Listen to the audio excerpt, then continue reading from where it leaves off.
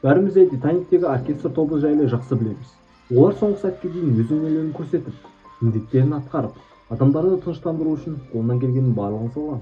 Бірақ бұлардан басқа Титаникте тағы да бір ерекше адам болған. Бұл шынайы ағылшын азаматы және теңізші Чарльз Джокиннің оқиғасы. Көптеген британдықтар сияқты Чарльздің да хоббиі болатын. Ол ішімдікке өте әуес еді. Бұл оның бос уақытын толықтай алатын өте жаман әдет еді. Титаник корольдік пошта кемесі Чарльз қызмет еткен кеме және дәмді ас үйлері бар еді. Чарльз Титаниктің бас аспазы капитан Смиттен кейін ең жоғарғы жалақы алатын адам болатын және 60 аспазды басқарған. Джокин бас наубайшы ретінде өзіне бағынышты 12 адаммен жұмыс істейтін.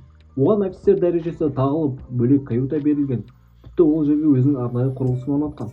Сол бір қайғылы түні Титаник айсбергке соғылып, не бәрі 2,5 сағатта суға батып кеткенде, Чарльз әрдайымғыдай каютасында сүйікті ісімен айналысып жатқан еді. Оң жақ борттағы ауыр сықыр дыбысты естігенде, ол палубаға шығып, өзімен бірге ішімдікті де ала кетті. Көп ұзамай капитан Смит қайықтарды түсіруді бұйырды. Джокин асханадан наубайшылар тобын жинап, нан қорын құтқару қайықтарына жеткізуді ұйымдастырды. Содан кейін ол каютасына оралып, виски алып шықты. Құтқару дабылы берілген кезде Джокин сабырлы қалпын сақтады.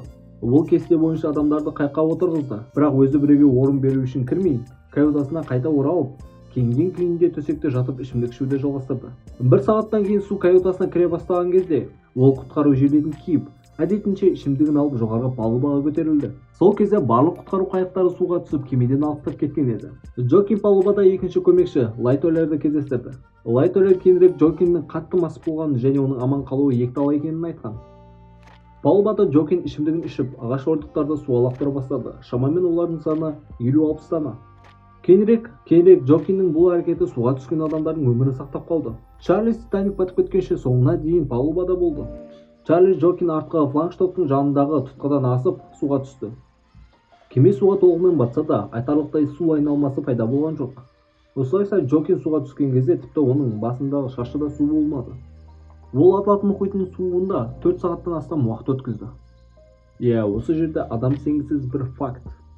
Ол осы уақыт бойы, яғни 4 сағат бойы салқынғандығын сақтап, судың ішінде тіпті ішімдік ішуді жалғастырды. Екінші көмекші Лейтолер Джокинді құтқарылғандардың арасында көргенде өз көзіне өзі сенбеді. Егер аяқтарының ісінгенін ескермесек, мұздай суға түскеннен кейін теңізшінің денсаулығынан ешқандай кінәрат таппаған. Чарльздің сүйікті әдеті оған сол түнде өте көп қажетті, сабырлы және ақылдылықты берді. Ол өзінің өмірін құтқарып қана қоймай, басқа адамдардың да өмірін сақтауға көмектесті. Джокин Титаниктің бортына ең соңғы болып түсіп, суық суда өткізетін уақытын барынша қысқартты және денесінде жоғарғы калориялы қоректер, сұйық мұзда қатпайтын ішімдік түрінде сақтай алды. Құтқарылғаннан кейін біздің кейіпкер өзінің сүйікті ісі мен мамандығынан бас тартпады. Ол ішімдік ұсынған адамға жоқ демеді және теңіздегі жұмысын жалғастырды. Джокин тағы да 2 кеме апатына тап болды, бірақ өмірін жалғастырып 78 жасқа дейін өмір сүрді.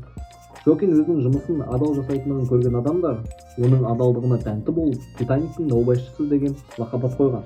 Кім ойлағаны ішімдік осыншама адамның өмірін сақтап қалады деп.